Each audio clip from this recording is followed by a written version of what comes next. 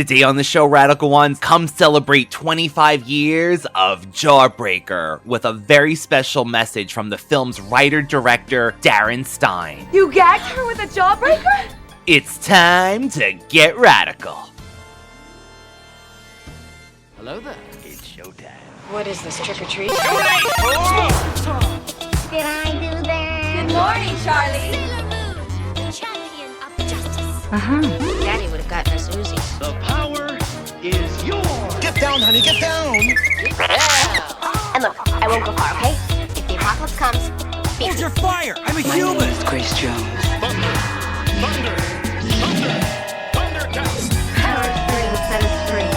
Power of 3 will set us free. Power of 3 will set us free. But I ain't one to gossip, so if anyone asks you, you ain't heard it from me. No, you have? No more room in hell. The dead walk here. Rise from your grave.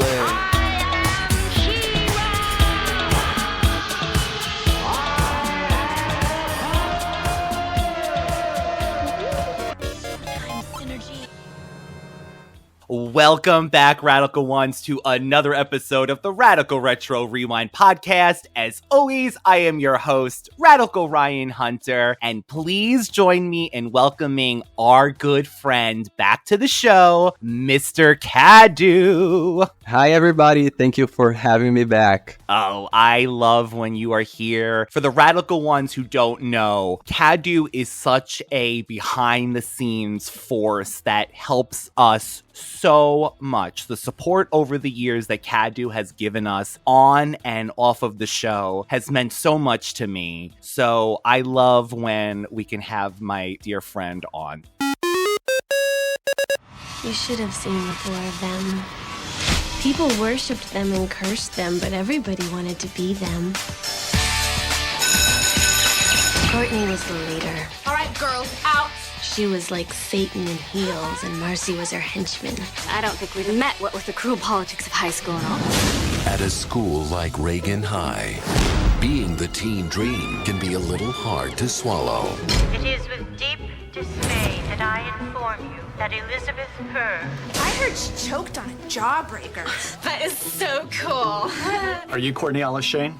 Maybe. Now, I'm Detective Vera Cruz. one detective will try to find the face that fits the facts. You ever seen one of these before? No. No? Take a lot of licks to get one of these things down. It's hard. You frighten me.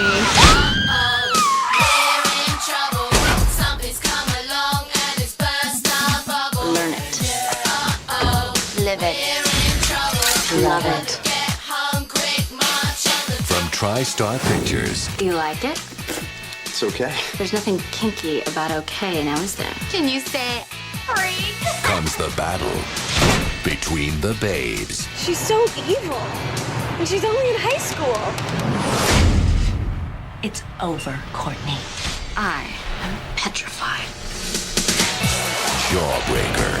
Our best friend is dead. Do you have any idea what that means? You were shooing for prom queen?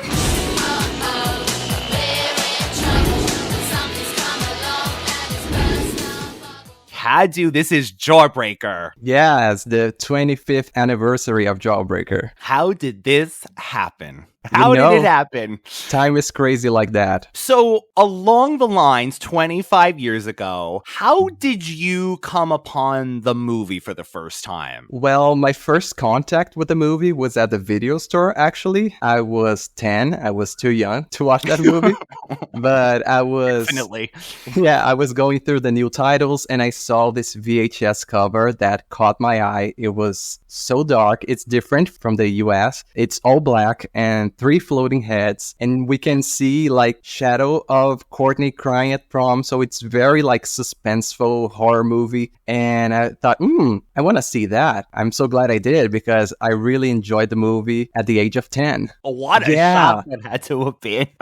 But I feel like every kid had that movie, you know, that you watched very early on, but it was very formative for you, you know? That is perfectly said, Cadu, because it was definitely formative for me as well. And I just want to ask, I remember you telling me the title in Brazil. Isn't it something like teenagers or something like that? Or no, the title here is Un Crime Entre Amigas, which means a crime between friends, something like that. A crime between friends. Oh, yes. I love that. It's very suspenseful. That's why I thought it was a horror movie. Especially with the poster that you're describing, with the darkness. I'm going to post a picture on my Instagram so everyone can see it, but it's very dark. Please do. Please do. So I also remember, Cadu, seeing it in Blockbuster, another amazing retro, of course, place in our history. Yeah, my favorite. I honestly got to see it so many times on TV. For some reason, Cadu, this movie was on TV continuously.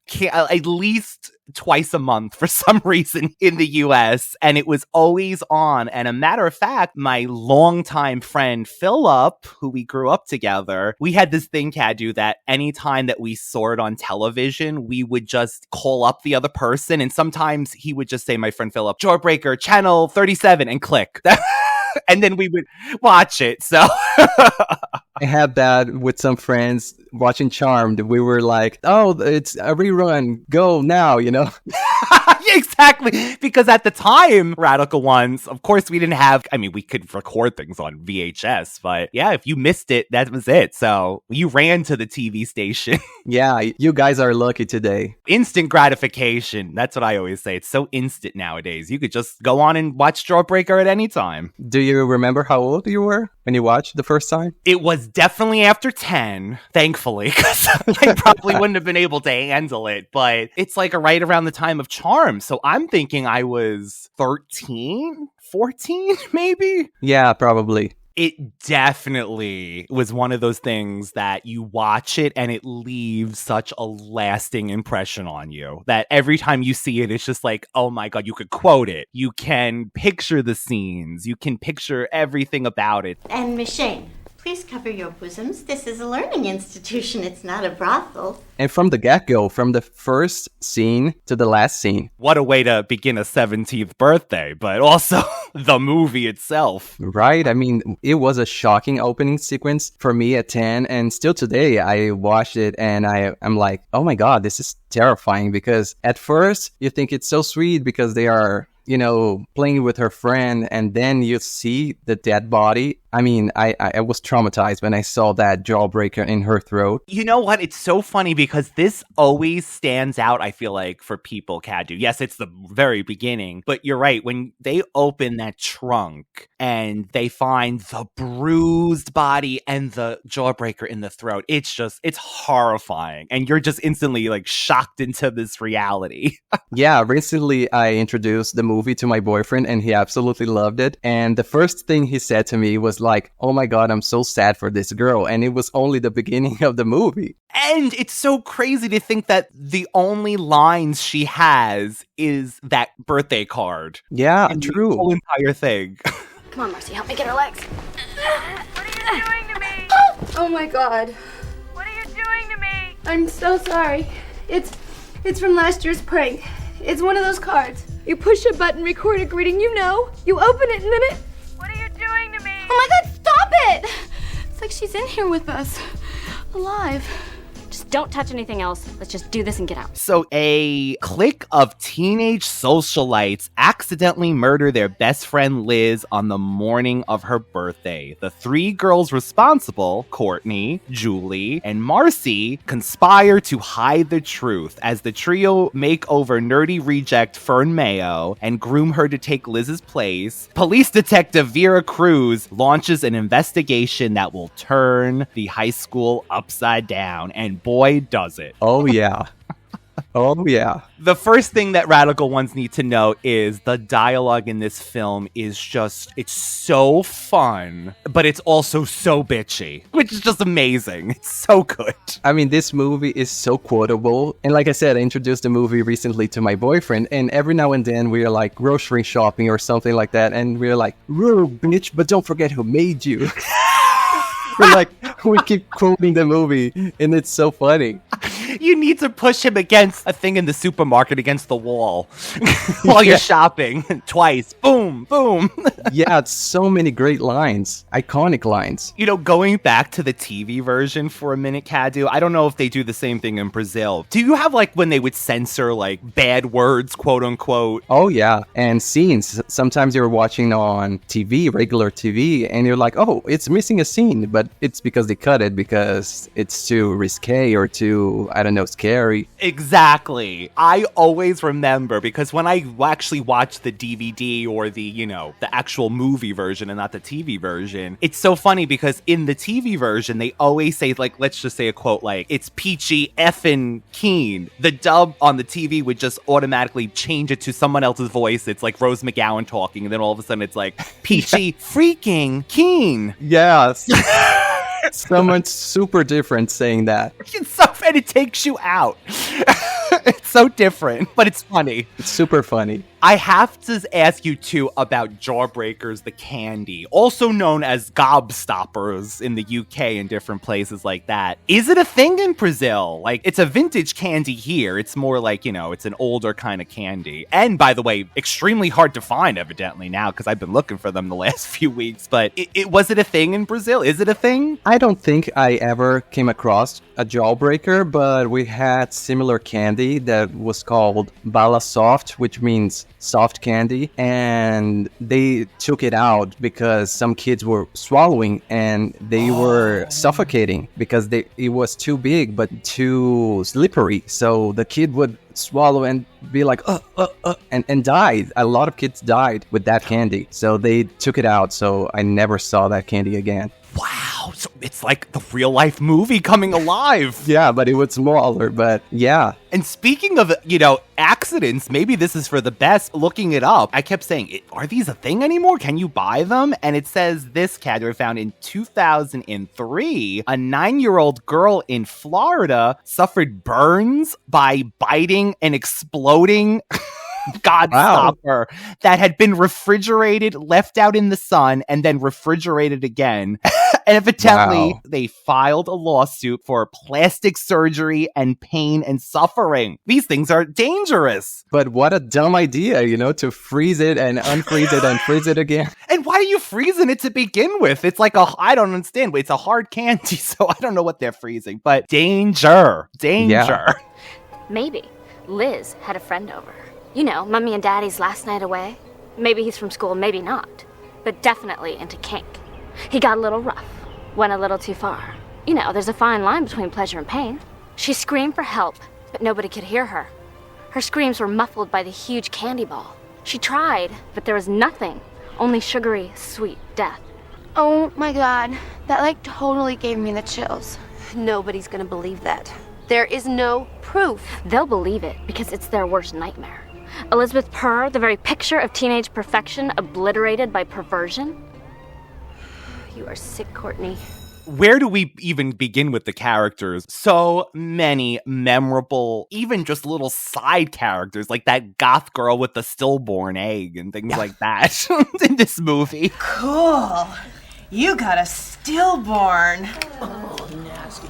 Yeah, so many iconic characters and scenes, but I would like to take a moment to appreciate the hallway scene because, I mean, its own entity, you know? After that whole chaos that they are basically murdered their friend, they have to go back to school like nothing happened. And Courtney says her iconic line that we're gonna go down the hallway and act like this is peachy fucking keen, you know? And they are like low-mo walking down the hallway with that iconic song. Oh, the song. When I ever hear that song, which honestly isn't often. Yeah, me too. It brings you right back to Jawbreaker. And I think it changed teen movie because I felt like every single movie after that take place in high school, they had to make a scene like that. You know, the girls walking down the hallway. So Jawbreaker was so memorable and iconic for that. You know, it's so funny because, of course, there is this Heathers, the movie connection that always comes up. And of course, yes, I'm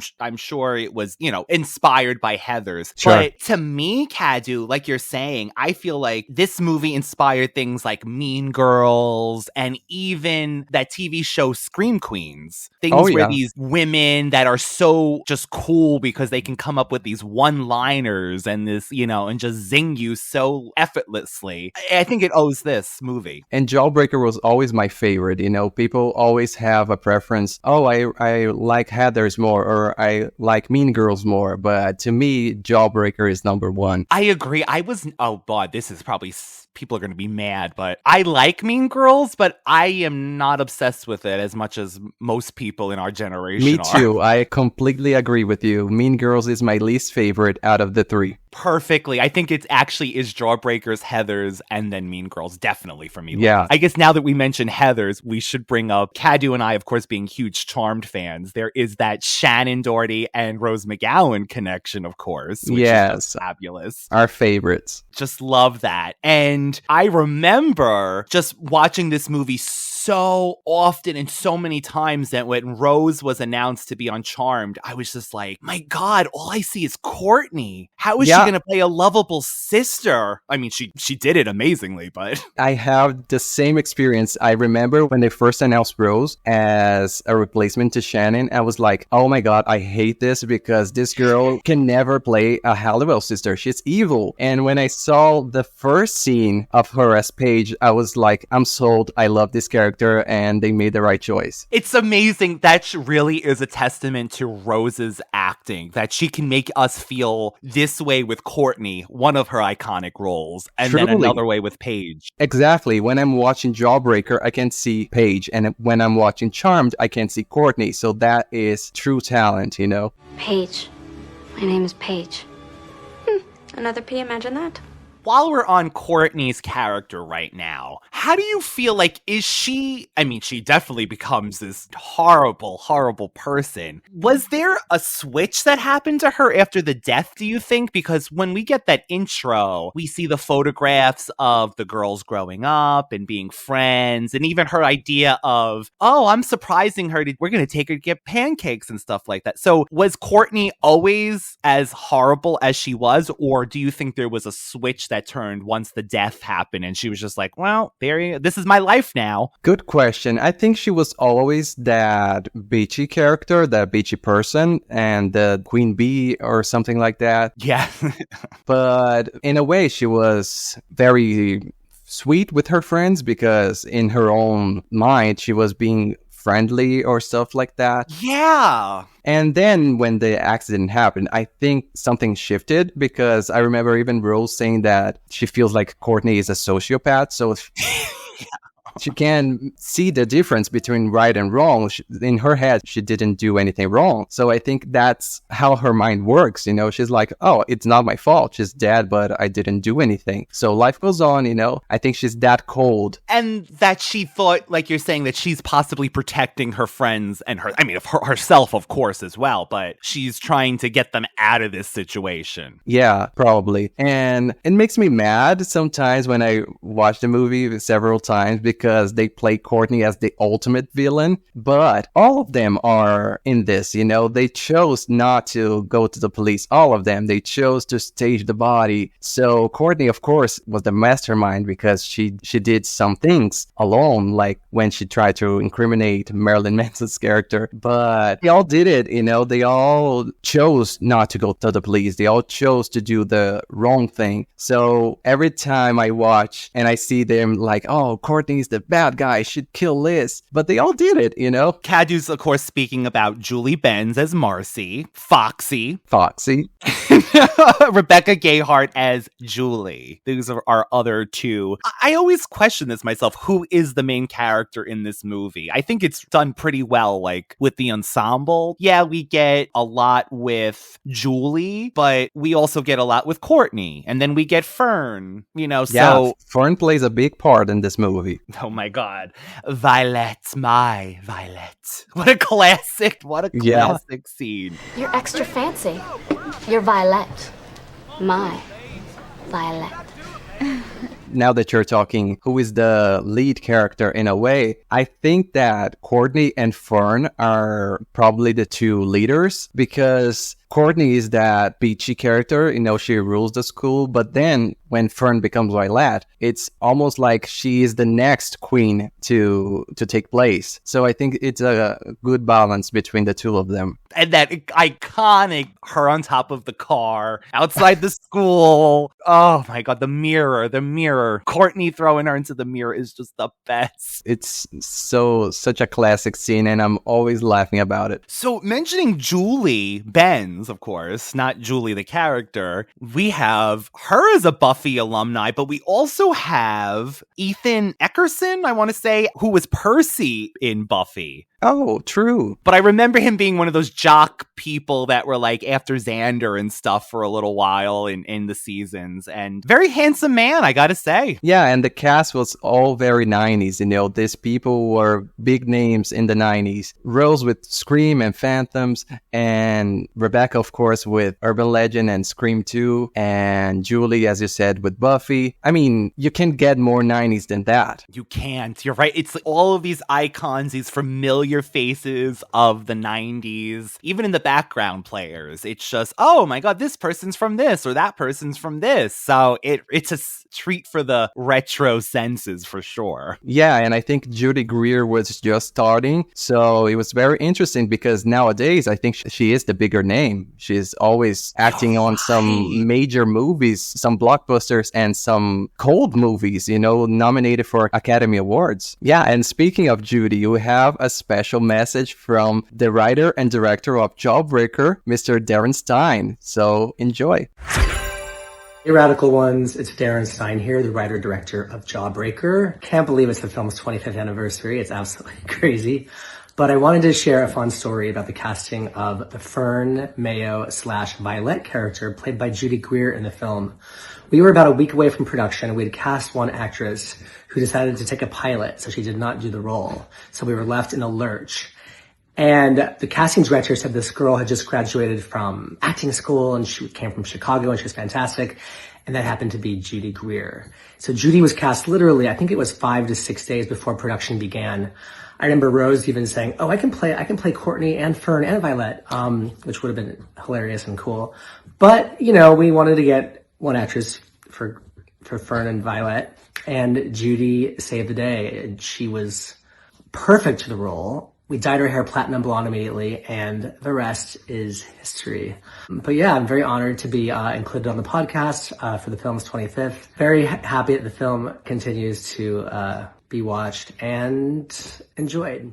Darren, thank you so much for that insightful message. I just got the biggest thrill hearing him tell us that story about the casting. And thank you again. We're so humbled that you took the time to send that to our listeners. Thank you, Darren. You were always such a sweetheart, and it's very special for our 25th anniversary episode here on the Radical Retro Rewind. So thank you. And I was so surprised to hear that Rose wanted to play all the characters. It would have been so funny, just like a soap opera when they have the actor playing twins. Yes.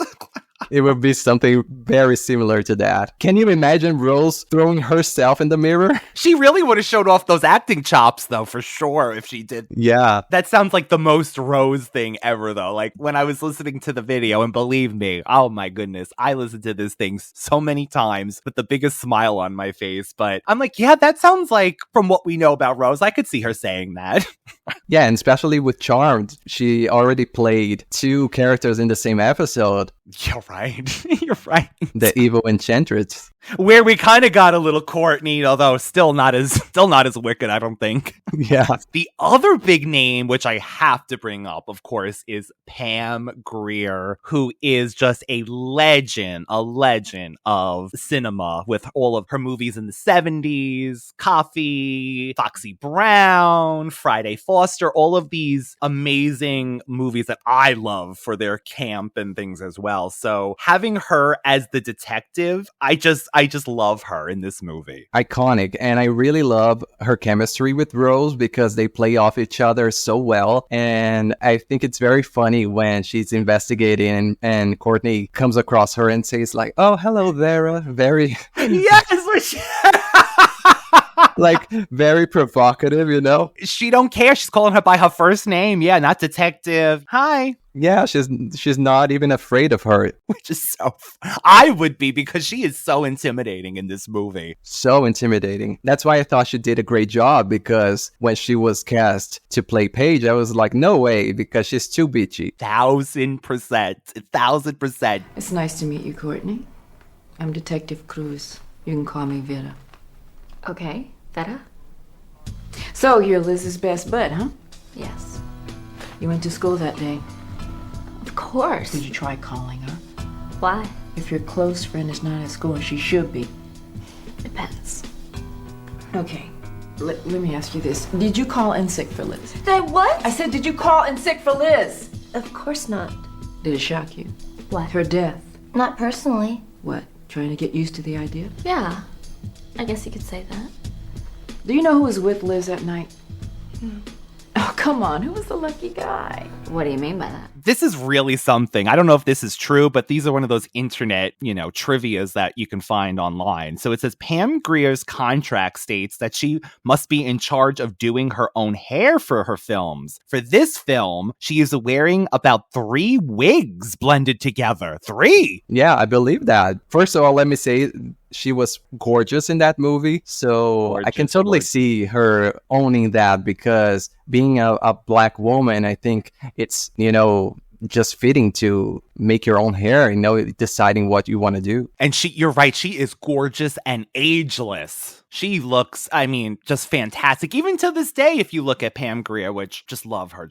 So she just plays another part of making this movie such the iconic cult classic that it is. It's a crazy world, Miss Sherwood. Some of the sweetest candies are sour as death inside. I have a question for you now. Of course. Do you think Courtney could have been played by a gay man? I can totally see a gay man doing that, because she's very kinky, she's very funny and witty. And I really love that big stick scene. I think if the movie was made today, probably Courtney would be a gay man, or she would be a bisexual girl, because she's always flirting with everybody. She's always taking control, of her sexuality. I love that scene with the stick, because she's like a girl, but she wants the guy to suck on that stick, just like a gay man would do. She's like, I like things with a little kink. God, she's so iconic. What is it? It's called a big stick. A big stick. Uh-huh. You want it? I want you. And I want you to suck my big stick. Okay, a little sick. I said I could do with a little kink. Now suck it and see, or get the hell out. Yes.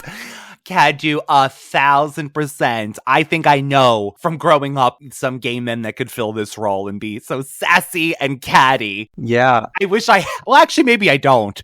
I was going to say, I wish I had some of that sass, but no, I don't. I don't. Yeah, we are okay being just Julies and Ferns of the world. For sure, Cadu, for sure. But the big stick scene with the ice pop is another one of those things that, I know a lot definitely enjoyed that scene as well. So I know I did. Yeah, me too. I remember watching at 10. I didn't understand what they were saying, the sexual thing behind it. But I remember thinking, this boy is kind of cute, What a body, too. My God. Yes, what a body. Which actually brings me to, I love that, and this is in every movie and TV show. Actually, recently, I think they got a little better, but everyone in this movie, besides maybe Rose, looks like they're 35 to me. Truly. And even Rose, when she did the movie, I think she was 24, 25. So it was years and years after high school. But I think it's such a 90s thing, when you watch 90210 and you have that Gabrielle character like in her 40s playing like a 17-year-old. Another icon. Oh God, it's so true. So true. She did look like she was 40. I don't know what she was. God bless her. But yeah, she was. Yeah, I think she was the oldest of the cast. At least, right, 30 or something. Yeah. That's just, yes, such a 90s thing. I think it has come kind of full circle in the sense that they seem like they cast closer to the age nowadays, but, you know, it's just part of our charm of the 90s. Mm-hmm. And I feel like going back to the Courtney thing, I feel like probably Fern is also bisexual because she has a thing for Liz. We don't understand if she's in love with Liz or she wants to be super close to Liz, like a best friend. But I feel like the undertones of the movie, it's very, very clear now that we are adults, because even with Courtney, I feel when she's fighting with Julie in the hallway, you can feel like a sexual tension. She's like, ooh, I'm getting excited, you know? Yes, Cadu. I always took Fern as, I totally thought, yeah, she definitely has a crush on her. I mean, I guess there's that part that you could be young enough and just think someone's so cool and you envy them. But yes, I totally got sexual, you know, romantic feelings from her with that for sure. Yeah, because Fern was very innocent, you know. When she turns into Violet, you can see her owning her body and her sexuality. So I feel like it's awakening for her. When she says, Liz is the cat's meow, you know, like, meow, purr,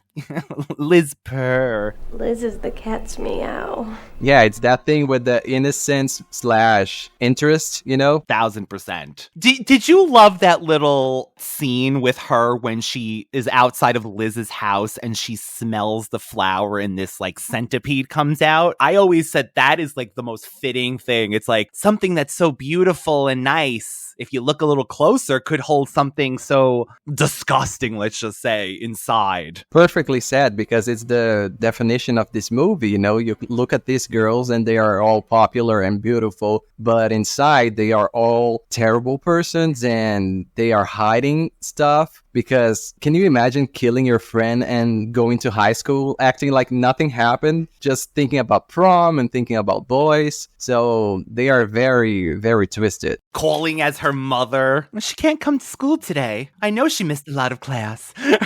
Such amazing scenes and dialogue. I mean, like you said, we can quote the movie endlessly. You know what? It's so funny. It's like the littlest thing, Cadu, but one of my favorite parts is when Fern gets to the house and she sees what's happened and she goes, Marcy, get her! It just makes me laugh so much. Marcy, get her! And when they confront her and they are trying to explain what's going to happen, and Marcy does something so funny. She comes closer and said that Fern is a rat. I always think this is so hilarious. A tattletale. A rat.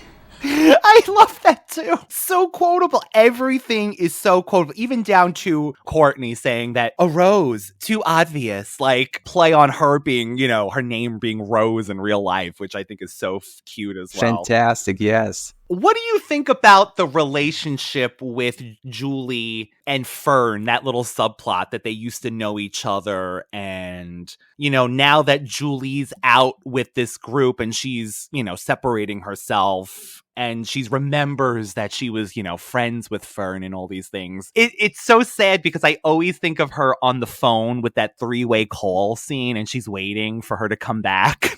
Yeah. That is, to me, is so high school. Like, it really feels like a real thing, especially in the 90s. Truly. And I think it's such a special connection that brings both characters back to the past, because we all can relate to that. When we are kids, we have that innocence. We just like to play and we are not interested in looks and money or anything like that. But when we are older and in high school, something shifts and we're like, oh, I must be popular, or oh, I must think of my career, and people start to drift it apart. You know, I think it's really, really sad, and it happens to everybody. Yes. I often say that I had so many good friends in high school that I don't know, I think I talk to one of them nowadays. So it's really, really sad because we don't stay in touch anymore. Hello? Fern? Hi, it's me, Julie. Oh, hi, Julie. Listen, I know that you're not supposed to talk to me, so... No, it's okay. This must be really weird for you. Yeah.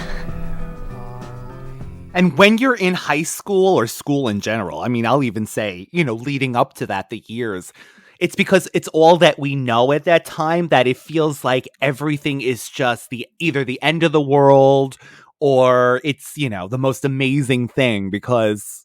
yes, school could either be such a wonderful experience for people or just a horrible experience. Yeah, and speaking of horrible experience, we have that amazing bathroom fight scene with Courtney and Fern, or Violet, which I think is truly iconic. What the are you doing? Exactly what you taught me. I taught you to disrespect us? You taught me to rule. That's right. Rule, bitch. But don't forget who made you. First of all, that scene was filmed in a single take without cuts, which I think is amazing. I just realized this a couple of years ago, and every time I watched it, I'm trying to look for something to cut, and it never does. So I'm like, it's been done in one take, which is amazing because it's such a difficult scene, very heavy with the choreograph. Courtney throwing Fern into that mirror and all this dialogue. So I think it's such a remarkable thing. To your point, Cadu, from everything I'm reading, it was a 30-day shoot and it was very hectic, evidently. So I could totally see them using one without cuts and just going for it. Yeah, 100%. And it came out beautifully and very memorable because we are still quoting, like we mentioned before, like, rule, bitch, but don't forget who made you. I love this. And I love that you always have that with your boyfriend. I love that. I love that you shared it with him as well. Something you love, and you introduced him to this movie. Yeah, he was a fan of Rose before, but he'd never seen Jawbreaker before. So when I introduced the movie to him, he was very, very happy. And it was funny because a little bit earlier than that, I showed him that video of the dolls. Yeah. Which is the bathroom fight scene. And he thought that was so hilarious. So I said, okay, now we're going to watch the movie. And that scene holds up, even in that doll format. Cadu's talking about on Instagram, there's this creator that did a scene with, I don't even know if are they Barbie dolls? I mean, they're very pretty dolls, whatever they are. And they reenact that scene, even down to Fern being on top of the car. And smoking. I think that scene is hilarious. The smoking. Oh my God. And right before that, Cadu, I love this scene where Courtney's driving and she almost runs over Julie right off the bus and she don't even care. Yeah, she's so cold. I mean, she basically tried to murder her other friend.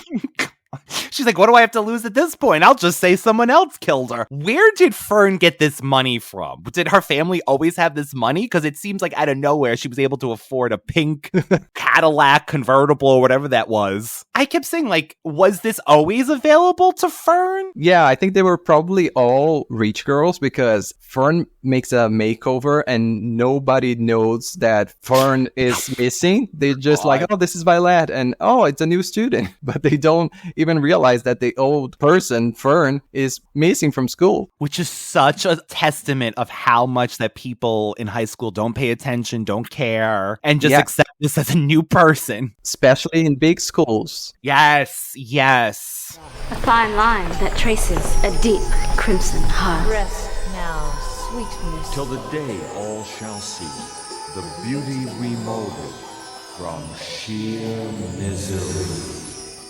Let's actually talk about the makeover. What a beautifully filmed scene I think that is when they go back and forth between Fern getting that makeover and at the same time they're doing that autopsy on Liz's body. Mm-hmm. That is so poetic, I feel like. Very poetic. And I really love the parallel that the movie does a lot, not only with this scene, but I think it's very true. It's the death of a friend and the rebirth birth of another queen bee or something like that. So I think it's very poetic, like you said. And then even that shot when we go to the high school and all of the students are just frozen with this, Liz is dead and the students aren't moving, but then only Julie is moving. Oh my God, I love that. It's very close between that and even the pool scene for me. I think is just so gorgeously shot and again, poetic when she sees Liz in the pool and, things like that. Yeah, like a ghost and a memory. It's very haunting. Very, very haunting. I think it just makes this movie even more iconic. And speaking of iconic, we have to talk about the clothes. They just pop. I think it's the whole movie, Cadu. The whole movie is this colorful, candy-colored, bright film, and the subject matter is so different from everything. But the clothes just add to that brightness, the purples, the reds, the greens. I love all the colors, like you said. I love the structure, and going back to that thing about Courtney being like a gay man, you can see that this movie, especially in Courtney's wardrobe, is very fetish oriented, with the leather and stuff, very sexual for a kid. I think it's so beautifully done, and I think it's one of the best wardrobes in a teen movie that I've ever seen. Honestly, there's still videos to this day that talk about how gorgeous and timeless those outfits were. I mean, who else in the 90s at high school was dressed with like a leather skirt or something? I guess Buffy Summers from Buffy. That's the only one I could ever, right? Looking so good in high school like that.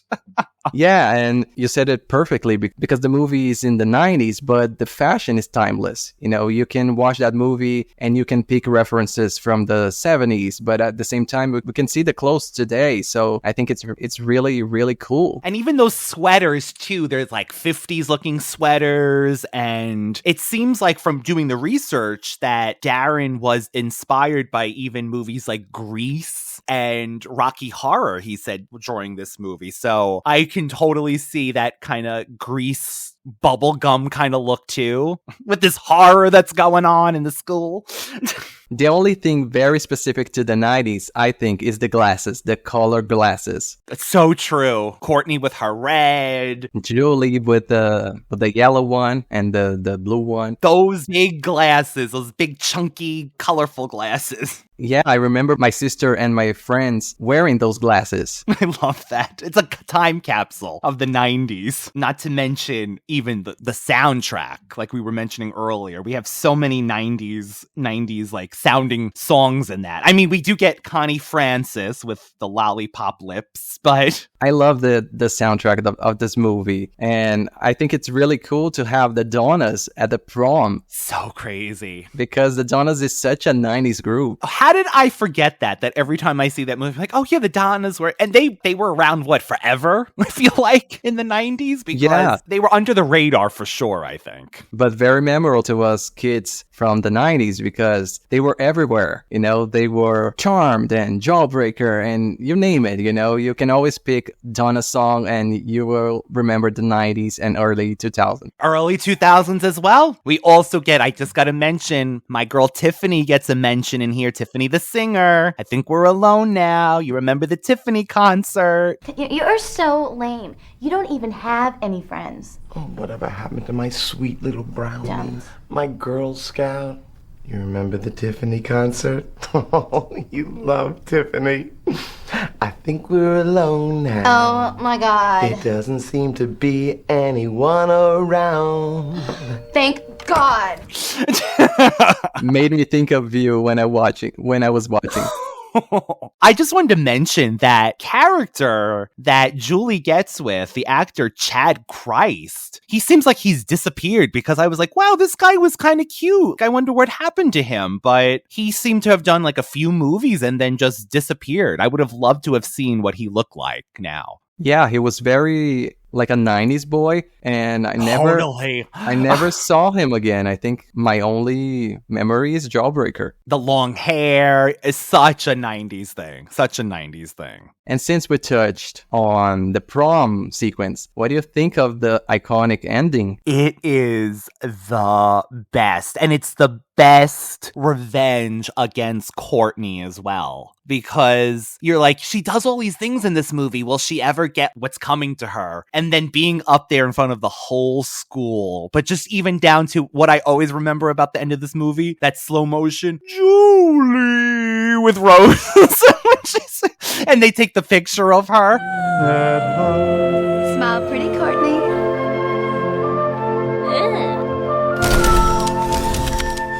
And it's so funny because I remember Darren saying that Rose chose that hairpiece to be even more dramatic when she's like throwing her hair and, no. You see it coming looser and looser and just flying and flying. Like you could totally see like Rose just probably undoing it so it just flies around. And her mascara. And it's so funny that even in that moment, that character saw her thinking like, oh, it's a familiar face. So she's looking for her for comfort, even though she did all these things to this woman leading up to this point.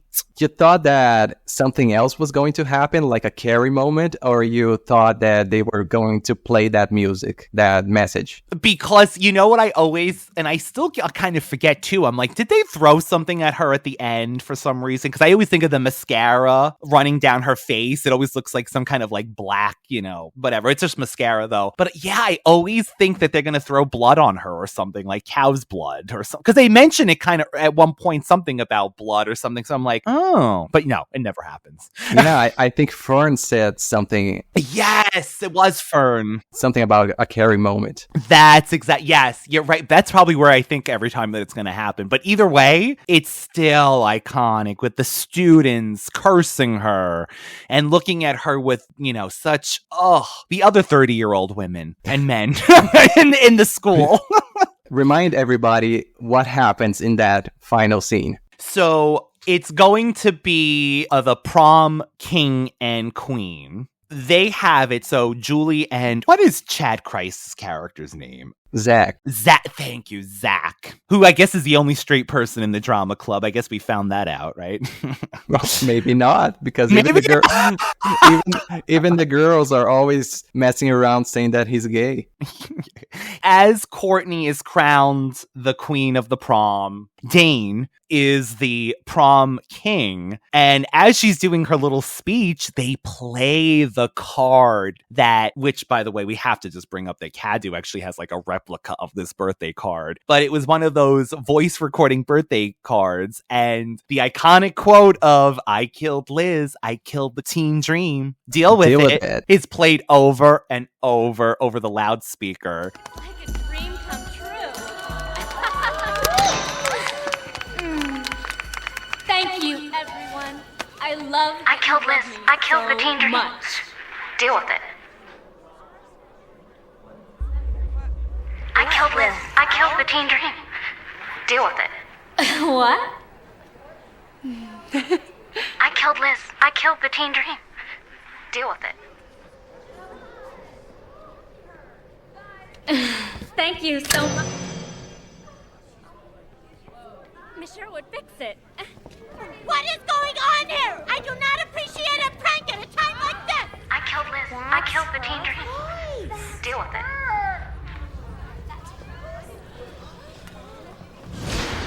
I killed Liz. I killed the teen dream. Deal with it. Dane?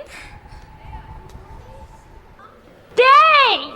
And I do love when Courtney's just like, huh? What? Like, so, like, innocent? Like, what? What? Always makes me laugh when she's trying to think of something and the mic is pulled, the sound, and she's like, what the hell? Oh my God. And then they start throwing their corsages, roses at her, paper, cursing her. And it's so iconic. Again, iconic. This movie, iconic. But like I said in the beginning, I think that, of course, she deserved that. But I feel like the other girls maybe did some time or something happens. Yeah, something happened to them. Because it's not fair that only Courtney is the one to blame. Yes, she did suffocated the girl with the Jawbreaker. but the others knew and staged the body, and even Carried her Fern, up the stairs. Yeah. even Fern went along and took her place. So I think something happened to these girls, even detention or time in jail, something like that. Yeah, I feel like Marcy, she was hiding under the table at the end of the scene because, of course, that was her character. She was always just like a follower and, meeker than the other ones. But yeah, something had to happen to all of them because they lied. Like you're saying, they did a whole crime scene. Of course, yeah, Courtney was beyond with the stranger coming in to have sex with her in the bed, but Marilyn Manson making a cameo. My God. That's, I think, the first time he looked like a normal person for me in this movie. Yeah, but I think he looked horrible and very, very scary. I mean, no offense to Marilyn, but yeah, I never saw that appeal that people, or even with Michael Jackson, the people that always go, "Oh, he was so handsome," and I go, okay. Because there's people out there with Marilyn, right? You ever heard that over the years? Oh, of course. There's someone for everybody, I guess. I do want to read this. There was a interview for the movie's 15th anniversary. My God. It was a Dazed interview with Darren Stein and Rose. And Dazed asked, does Jawbreaker clearly have a messaging to it? Now, Darren says Jawbreaker is not a message movie. That's what I love about it. Rose says, I think there's a message. Darren says, what is it? What do you think it is? And Rose says, I think you should keep your enemies close. Duh. And then Daze says, before they kill you. And then Rose says, exactly. No, it's an anti-message movie. Such a Rose thing to say. That's why we love her. She's just her own person. And it's Rose. Yeah. So out of the box. We have to take it from Darren, of course, the creator and the writer and the director, and Rose. But I do get something out of it. I get that people are horrible. And especially in high school. Honestly, every time I watch this movie. Me too. And growing up with that movie, you can play very different scenarios. You can first see and just watch that bubbly movie with funny quotes. But as you grow older, you realize that people leave people, like they said in that phone call. People raised people, and you are alone in this world. You have to take care of yourself first, because even in a group of friends, maybe your friend is your enemy. So I think it's so really true. It's really dense if you think about it. So I guess Liz was a hero to you, huh? I mean, wouldn't it bother you to lose such a close friend? This is high school, Detective Cruz. What is a friend, anyway? A friend is someone who tells the truth no matter what. A true friend never lies. And how often does that happen in high school when there's people that just will be nice? I mean, it still happens to this day, but people that are nice to you in your face and then are making fun of you with other people in the school. Totally. Do you think there is room for a sequel or a reboot nowadays? Or do you think it's just a classic and don't mess with the classic? I mean, it definitely stands on its own, of course. But, this is perfect, Cadu. I was going to ask you the same question. I read something recently where someone was saying, wouldn't a great sequel be following Courtney after jail and then have it be called Jawbreakers instead of like Jawbreaker? So it's like a plural, and then have her see what happens to her after, going to jail, coming out. I don't know where it would go after that. Like, would it be the kids of the cast from the original movie or something like that? Or would it be a completely different take? Yeah, that's why I have a hard time thinking about this, because the original is such a classic that I think it stands on its own and doesn't need a reboot or a sequel. Because I feel like if they did a sequel to that, I don't know if the magic will be the same, because like you said, they will probably have to cast the kids and they are just playing the moms. Or if they reboot it, I think a lot would be lost, because nowadays we have so much awareness of things, so you can't say stuff like that. Cadu, none of this movie you would even be able to say any of this script, I don't think.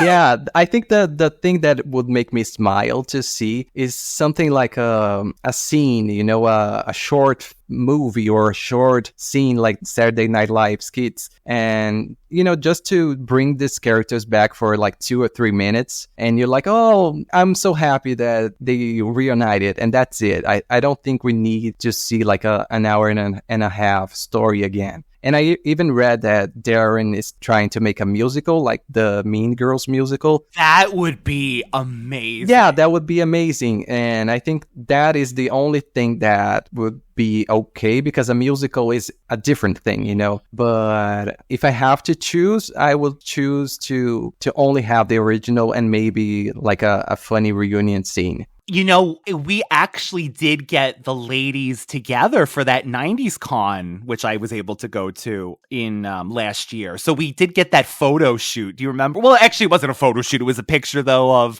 our leads together and Rose holding the Jawbreaker in the front. So I love that. Like, at the end of the day, at least we got the photo of the three of them together. Yeah, I'm happy with that, and to know that they get along and they are happy with the legacy of the movie. So I was happy to see that photo. So what do you think the takeaway is? Would it be this quote? "It's a crazy world, Miss Sherman. Some of the sweetest candies are sour as death inside." Yeah, or the one that ends the movie when Fern says, "What is a friend anyway?" Is that not so good? Yeah, what a way to end the movie. I would say, Cadu, that this is a colorful, campy, dark 90s cult classic, down to the music and even the sound effects that they play in certain scenes for just different parts. It's something that to me, has standed the test of time, and being able to celebrate the 25th anniversary with someone like Cadu, who loves this movie as well, and then getting the message from Darren. Again, thank you so much for that. I couldn't think of a better way to celebrate the 25th anniversary. First of all, thank you so much for having me. Jawbreaker is such an important film to me. I discovered that when I was only 10, and and nowadays I have like a connection with Rose. Oh my God, I can't believe I'm Instagram friends with her for over a decade. I think it was back to 2013. So it's so special to have that bond. And yeah, I loved my time with you. So thank you so much for having me, and happy anniversary. Radical Ones. It came down to when I met Rose and I mentioned his name and she spoke it out loud. She knew exactly who I was talking about. And I think it's just it's so amazing. It's so amazing. And Cadu has such a love for Rose, of course, as I do too. But like he's saying, God, 11 years. So just another thing that just makes this movie even more special for us. So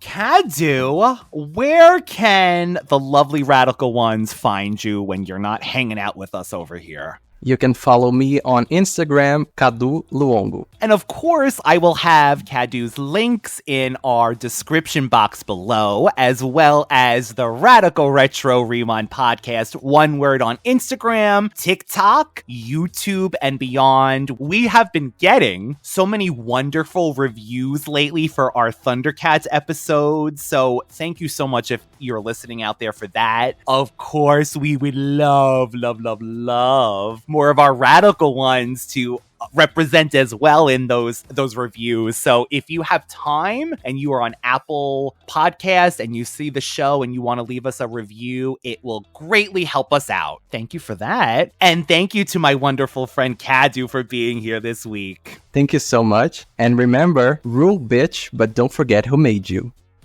I killed Liz. I killed the teen dream. Deal with it.